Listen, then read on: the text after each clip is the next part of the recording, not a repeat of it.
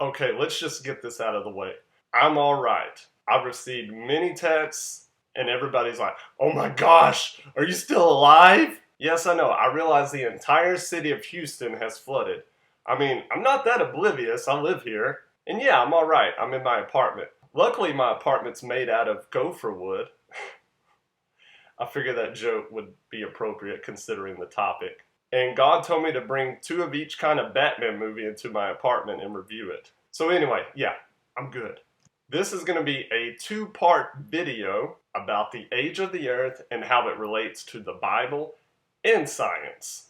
There are hundreds of videos on this topic on either side for the young earth and the old earth creationism. I'm just going through some of the highlights that I like and think are very interesting. Now, some of you guys might be, but I think this is interesting, especially with the hostility that some people feel over this topic. But hey, I thought, it could be a God party, We're getting together, we're having fun, we're throwing around theories. Nobody's going to hell over this, right? Right? This is really bad dancing, by the way, and that's coming from a white boy. I don't think this is a salvation issue, but some treat it as such. Now, when we get into things like what saves you, is it faith? Is it works? Works? Faith? Okay, now we're kind of getting into really serious territory as far as salvational issues are concerned. But I don't think salvation depends on your view of the earth's age. I don't think God's going to be like, well, I was going to let you into heaven, but you didn't know the earth's exact age. To the pit with him! You're going downtown, down to Chinatown, boy! But still, a Christian's belief of the earth's age should be accurate with the Bible and with science, because God inspired and loves both the Bible and science. He created science too. So the two views I'm going over, I feel have the most backing when it comes to reconciling the biblical and the scientific views. Part one is a view on the young earth idea. Part two will be about the old earth. And I will give you my side on this issue at the end of part two. So stay around for that. Ding! The young earth view is perhaps the most popular with Christians. Its stance is that God created the heavens and the earth on the first day. So let's dive into the old Bible right here.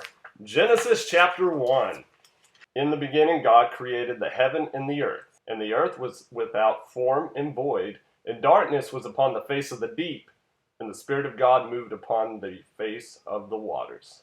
So God began to fill the earth, and by the seventh day, he had created all animals, angels, including Satan, plants, planets, man, and woman.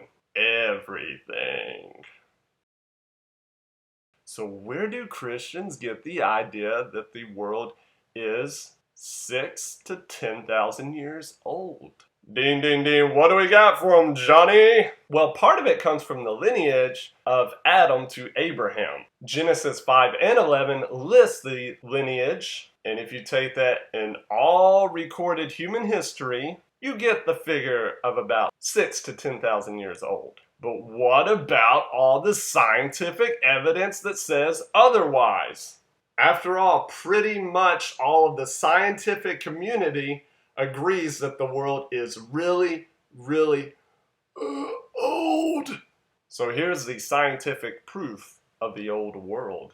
According to Talk Origins, which is a reputable site with the scientific community, rocks can be found dating to 3.8 to 3.9 billion years old. And this is done by several radiometric dating methods. Some rocks are sedimentary and include minerals as old as 4.1 billion years old. These rocks are rare, but those dating 3.5 billion years old have been found in North America, Greenland, Australia, Africa, Asia, though this doesn't prove the exact age of the world. The logic is the Earth has to at least be as old as the rocks because rocks needed an Earth to exist on. So in this case, the question of the chicken or the egg coming first, I guess the chicken came first.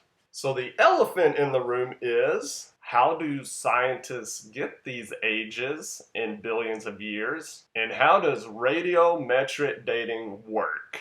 So based on radiometric dating, this is where scientists have concluded that the world is about 4.55 billion to 4.6 billion years old. That's the modern figure. This is going to be a layman's presentation of how radiometric dating works. This dating method is based on the decay of radioactive elements in rocks. In nature, there are atoms that are unstable, and they can decay and turn into other kinds of atoms. Like uranium can decay and turn into lead.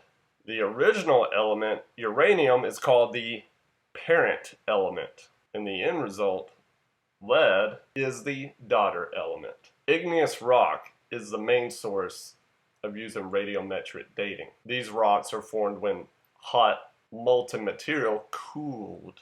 As soon as the rock cooled, that's when the dating time started. Scientists made the assumption that during the molten state, the gaseous daughter elements were forced out. And then when the rock cooled, no more atoms got out. And any daughter element found afterwards is a result of decay. Half-life is how they determine the rate of decay. This is the period where half of the remaining atoms decay. So if we know the decay rate, we can calculate backwards and know the age of the rock. Now, this is generally accepted with the scientific community. Now, criticisms to this include, do we know what the initial conditions of the rock samples were? And also, how do we know there hasn't been any alterations to the parent or daughter elements processes in the past? Has the decay rate remained constant since the rock formed?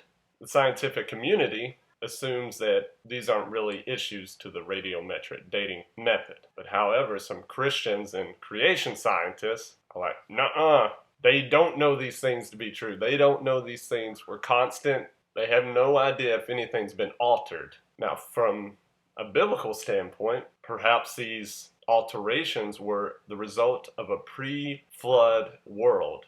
The Bible states that the world was quite different before the flood. There are ideas that maybe before the flood that the world was surrounded by a canopy of water or ice.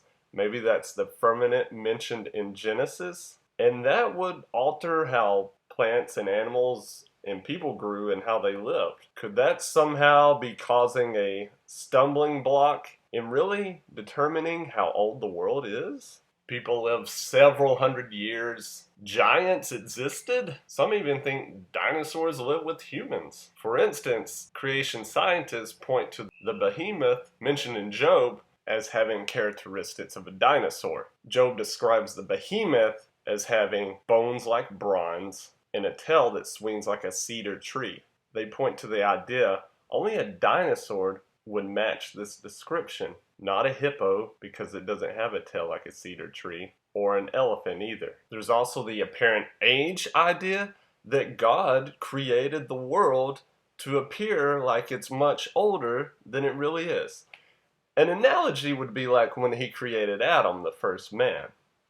He created Adam as a fully grown man, but if a doctor went to him and checked up on Adam on the first day he was created, he would determine he was probably 20 or 30 years old or whatever age he looked. But in fact, he only existed for less than a day because God created him that day.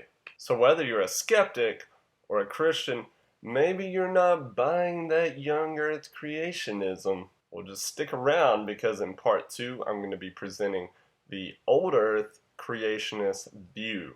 Now, usually at the end of my videos, I persuade the audience to be an original. While I'm not being very original in this video, I'm pulling from a lot of sources, so none of this is of my own. And it's ironic I'm challenging the audience to be original when this is coming from the guy who's wearing the same shirt that he did in his Batman review. Well, there's no reason to break tradition now, so don't be a label, be an original.